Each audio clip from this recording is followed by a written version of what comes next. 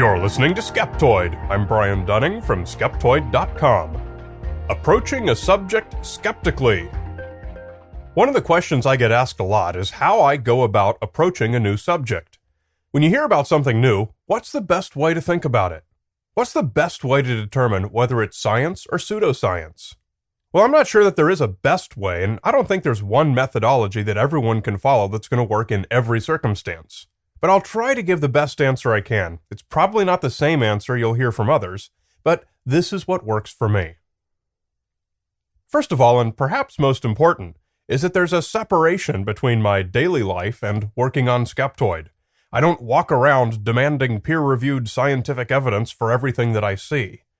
I don't have a crazed, obsessive drive to know the validity of every new product for sale at the mall. I'd never get through my day without a certain amount of tolerance for pseudoscience.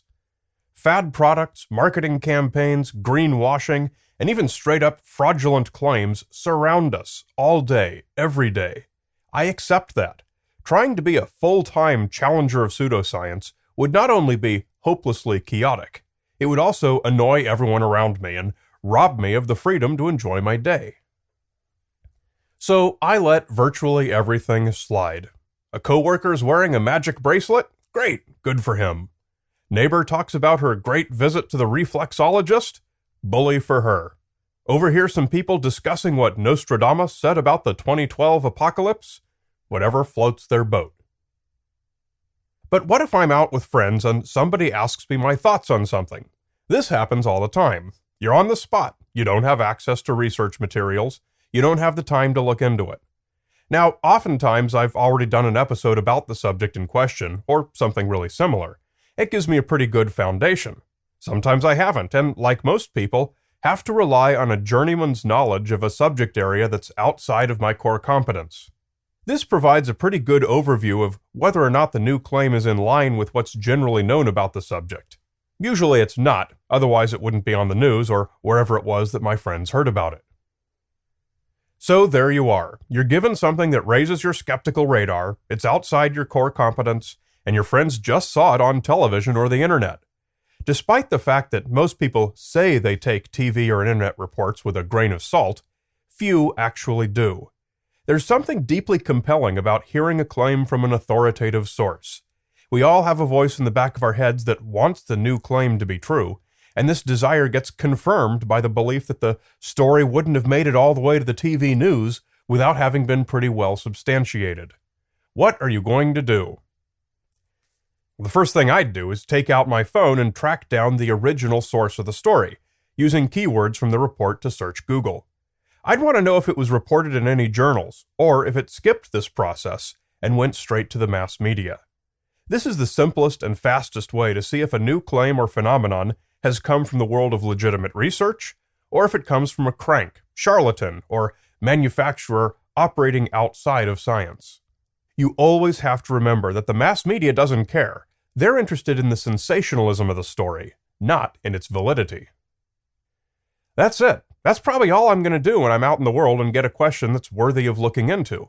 It's not a perfect process, but 9 times out of 10, this will correctly tell you whether there's something there, or whether it's just more noise from the media clamoring for eyeball share. It's only when I take my seat in the Skeptoid office that I assume the mantle of proper separator of fact and fiction. This is when I take each week's topic and give it my honest best effort at a good skeptical treatment. The best topics are those that are popularly misunderstood, but with facts behind them that, when properly understood, are way cooler than the popular version. This isn't as hard as it might sound. Nearly every popular myth has some history that puts its genesis into a fascinating new perspective. Sometimes finding this perspective takes me back in time to an out-of-print book or to a newspaper article a century old. Tracking these down requires a lot of e-book purchases, Google Books downloads, newspaper archive searches, and occasionally even the coveted trip to a real library to find a real book. Of course, even the relevant pages from the real book end up as electronic files on my computer, photographed with the iPhone and then OCR converted to searchable text. Getting brand new information, like current research, is almost exactly the same process. It's all available when you have the right accounts to access online research libraries. But none of that compares to the few chances to actually go in person to a place where something strange is said to have happened, to smell the dusty desert wind across Death Valley's racetrack playa, to touch the cold granite of the Georgia Guidestones, and to photograph a Fata Morgana mirage, such as the ones responsible for so many legendary ghost lights. I've been doing this show every week for 5 years now, and on the one hand, you might assume that I've developed a certain aptitude for smelling rats, and have pretty good radar for science versus pseudoscience. Well, that's true to a degree, but at the same time, I've learned that I can easily be surprised. I often learn that something that sounded pretty hokey is actually true, and something I took for granted turns out to be false.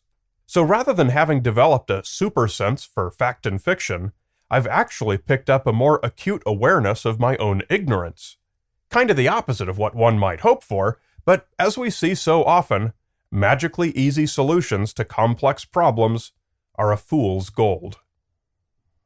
The process is different every time, but it always starts with a quick survey of the most popular sources, followed by delving deeper into the roots. If it's homeopathy, I want to know what led Samuel Hahnemann to his original conclusions. If it's a conspiracy theory, I want to know who came up with it and what question they were trying to answer. If it's a ghost story, I want to know who first wrote about it and what their relationship was to the hauntee. It's critical to allow for the possibility that the story may, or may not, be as reported, and to follow up the leads in both directions. Frequently, this requires some pretty detailed departure from the popularly known core of the story.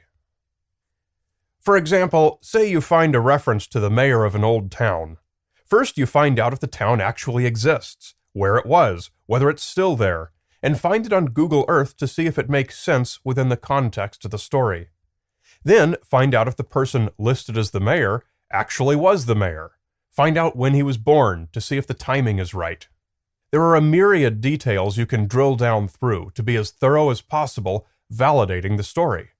Sometimes there are an endless number of these leads, and with only a week between episodes, I often have to simply stop following them, thus making many episodes necessarily incomplete and open to error. But when you have the time, how far do you go tracking these leads? I've found that there's never a point of diminishing returns. Every time I've made a discovery or connection that, to my knowledge, no other researcher has found, it's always in one of these fine tails of data. The unturned stones are rarely in the middle of the road most traveled. They're in the obscure newspaper article that never got syndicated. They're in the out-of-print interview with the expert who was misquoted in the popular version of the story.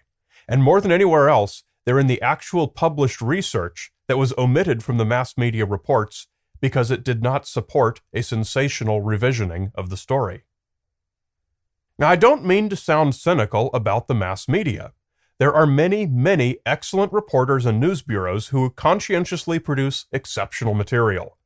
But I think you'll find that the better they are, the more likely they are to give you an honest assessment of the industry's overall goal, which is to be profitable. The easiest way to do this, as practiced by a probable majority of editors, is to be sensational. I don't think it's a cynical assessment, and it has certainly proven itself to me time and time again through my work validating mass media reports. So take the road most traveled, as presented in Wikipedia, to get the lay of the land. But to truly learn anything new, you must explore those obscure details that nobody else had the time for or that they overlooked. Interestingly, I'd say that my process, though it's much more thorough, is probably no more accurate than the quick trick in the restaurant with a smartphone and Google. The more information I collect, the more possibility for error. The more obscure threads I follow, the more are likely to be unreliable. And the more time I spend trying to be thorough on one part of the story, the less time I have for the other parts, an unfortunate exigency of producing a weekly show. I'd say that errors of omission are my most common mistakes, followed by errors that I just didn't catch because of limited time. And like every fallible biological entity, I also make errors by misinterpreting, misreading, and failing to see beyond my own personal biases. You'll make these same errors in your own research. The best defense against them is to acknowledge your blind spots, compensate for them, and honestly qualify remarks that you can't be sure of. First, I try to be right more often than I'm wrong. But second, I try to emphasize the process over the conclusions. Being right 9 times doesn't guarantee that you'll be right the 10th time. But trying hard all 10 times guarantees that you'll at least be as right as your process is capable of.